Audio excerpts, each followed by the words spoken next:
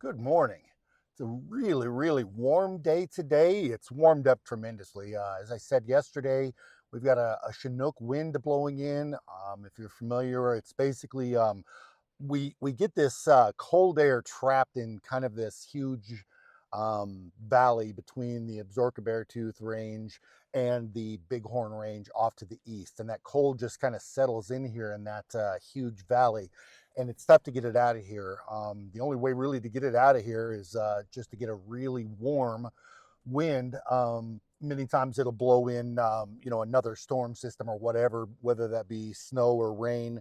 But typically it's a really warm wind, and that's exactly what we've got going on today. Is we've got started yesterday afternoon. It warmed up to about 45. It kind of cooled off last night. The wind died down a little bit, and so it kind of cooled off to say 26, 28.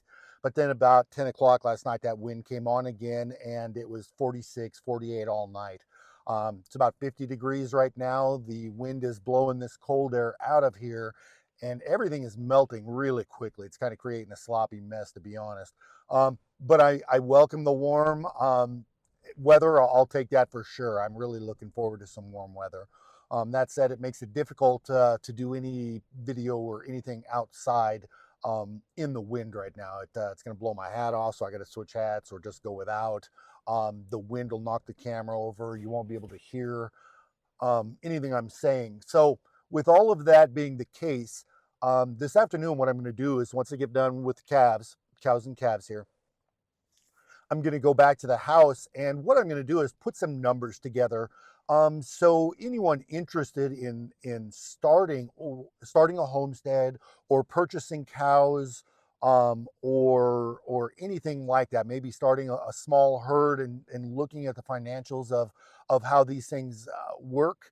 I'm going to put some numbers together. Say if you just were to buy one cow, one bred cow, or if you were to buy say 5 bred cows, a bred heifer. So I'm going to put a couple of different scenarios together to kind of help you understand what it's going to cost overall, and how it looks up front, what it looks like up front for upfront costs, and things like that. How long it takes to get return on your investment, and that sort of thing.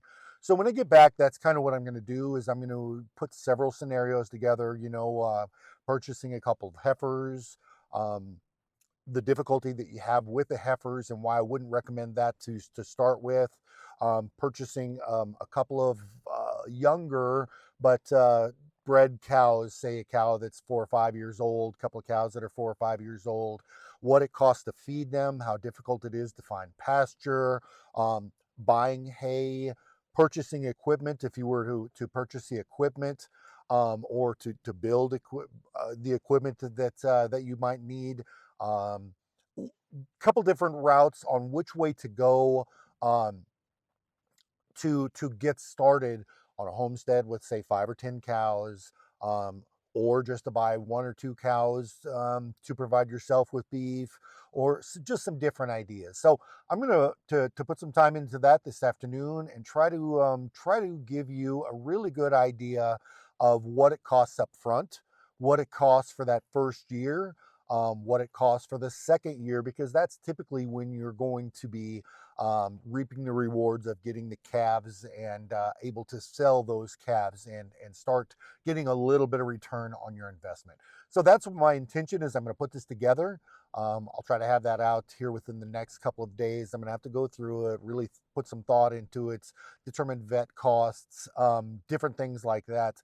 If you purchase cows that aren't bred, what it may cost to get a bull to get them done, or possibly artificial insemination, or just kind of a multitude of different things. So I'm not going to have anything today outside just because the weather and the wind are just not going to do us any good. The camera will get knocked over. You won't be able to hear me. I'll be slipping around on the dang ice and that kind of thing. So anyway, that's my intention. Is I'm going to get that put together, and I'll put that out here in a day or two and have that ready for you. Recently, I did a better video on body condition scoring on cattle. It's kind of what the industry uses to determine the overall condition of the animals that you have. It looks at several different parts of the cow to determine how much fat they've got on them or how little fat they've got on them, the better what the industry itself looks for and kind of gives you as a standard, if you will, for what the industry is looking for the condition of the cattle. It also covers kind of the low end and the high end, what's too thin, what's too heavy. Um, Typically you won't find anything that's too heavy because people just aren't going to overfeed their animals. It's just not cost prohibitive to do so. But many people will underfeed their animals and have animals that are in really poor condition. So anyway, I've got that video also getting ready to come out. Um, that'll be a couple of days in the making as well. I've got to kind of refine the video and finish editing, but I'll have that out. I'll have the video on kind of the ideas or the costs it takes to get a business going. So those are what I've got going. I really appreciate your watching. Thank you very much. If you've enjoyed this, or if you got anything out of it, or if you feel you're going to get anything out of it, please like, subscribe, and leave me a comment. I really look forward to your comments. Like I said, there's so much going on in this world that I don't know, I don't understand. I don't understand how things operate or whatever, and I'm very interested in learning. I've said before that I'm kind of a lifelong learner, and I look forward to hearing about every industry. I've done many hands-on type of jobs, careers. I've done some construction. I work in the oil field. I work with my hands, so I'm familiar with, repairing mechanical things, rebuilding motors on cars, trucks. I understand, some transmissions, hydraulics, different things like that. But there are many things that I don't understand, especially when it comes to computer-based things or, technologies. I'm familiar with some technologies, but there's a lot to be learned in those areas. So please leave a comment. I really do look forward to those. I hope you get something out of this. I look forward to hearing from you, and have a great day. Thank you. All right, I said I wasn't going to do any videoing today outside because of the wind, and I'll be slipping and sliding all over the place, and it's just right now everything is a mess. You can see I've got ice right here. There's water on the ice. You can see here that's all water sitting on top of the ice. Same thing here. You can see the creek is starting to melt all the way across, all the way down here. We've got water all over the place. That right over here is where we normally put the pump in.